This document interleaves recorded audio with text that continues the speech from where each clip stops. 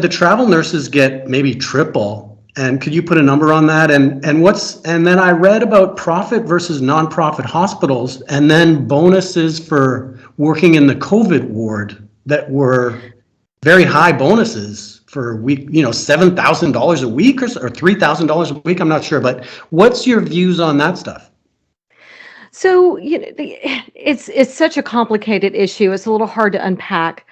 But Yeah. starting salary for nurses, it depends on what part of the country I'm in the United States. It depends on what part of the country you're from and the level of acuity of patient that you're dealing with. So Mm, if you're in a small rural community, starting wages may be between, $25 an hour or something like that. yeah, Um, $30 an hour. yeah, but if you're in a high acuity urban setting, large medical center, that starting wage is going to be over $30 an hour. Nice. Um, and that's for RNs. Rightfully so. Right, absolutely. Yeah. So interesting thing is travel nursing, they get paid significantly more. So while a regular nurse might make 60, $70,000 an hour or a year, not an hour, that'd be amazing. That's what they deserve.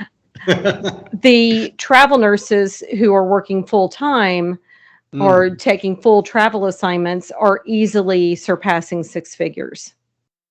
Wow.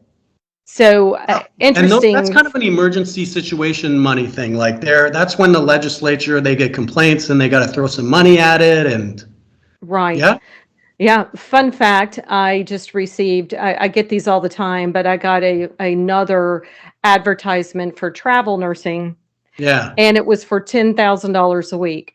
Wow. Oh my God. How long does Now, nursing school take? of Can I print up and a that's like I diploma? said, that's hard money for some people to turn down, Jesus. right? So they'll figure Wow. out how to make it work because they $40,000 a could, month. in a 4-week assignment, make the same Jesus. amount of money that it would take them half a year or more to make. Wow. And that's because we're in an emergency situation here. Absolutely. We're in an emergency Wow. situation and nurses are leaving. And So that's they're not the right way to do things. That's not money well spent. Like, congratulations to them, but we should be throwing it at the trainers and the schools, I guess, to start pumping out more nurses.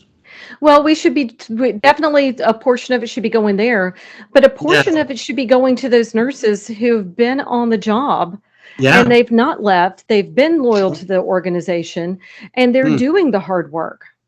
So Jesus. those nurses are not getting retention bonuses, they're not getting Mm. anything, and the person next to them that's traveling is making 2.5 or 3 times their salary and knows nothing about their system. Wild. So That, that money, I think that if the hospitals started redistributing some of that money that they are spending on these large exorbitant travel assignments yeah. into investing into their current nursing workforce, then they might be able to have some retention. Spend that Okay. money on the environment, on safety, on nursing burnout, on good ratios, Higher on wages for long-term nurses and try to hire more long-term committed to that place nurses. right, right. Put Hmm. retention bonuses in. So Yeah. after 1 year, you get this, 2 years, this, 3 years, this, whatever. That's a Wow. better way to redistribute that money than to just throw it at all this travel nursing. I have Wow. nothing against travel nursing. It is definitely necessary, but the Yeah. scales have tipped right now in a dangerous way, in my opinion. It's not a long-term solution. It will make, I mean, it will break the healthcare system. I mean, our healthcare system is already needs a major overhaul anyway, Wild. but it's not affordable. It's not sustainable. And so that would be